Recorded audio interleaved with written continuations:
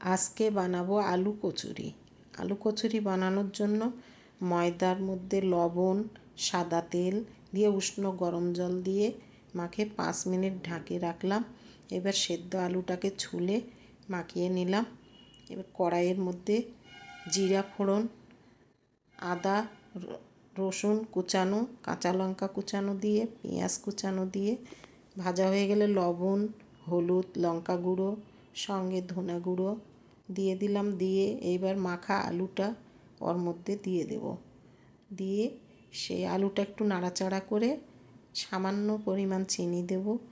দিয়ে এইবার সেই মাখে রাখা আটাটাকে ভালো করে লেচি কেটে নিয়ে এর মধ্যে পুর ভরাবো। পুরটা ভালো করে ভরে মুখটা ভালো করে চাপে নিতে হবে যাতে না বের হয়ে আসে। এবার গরম তেলের মধ্যে এটাকে ভাজবো। প্রথমে তেলটা গরম করে নিতে হবে, তারপর হিটটা মিডিয়াম রেখে ভাজতে হবে যাতে ভিতর থেকে মচমচা হয়ে ভাজা হয়। তো প্লিজ আপনারা যারা নতুন আছেন তারা সাবস্ক্রাইব করে সঙ্গে থাকবেন। সাবস্ক্রাইব করতে কোনো পয়সা লাগে না।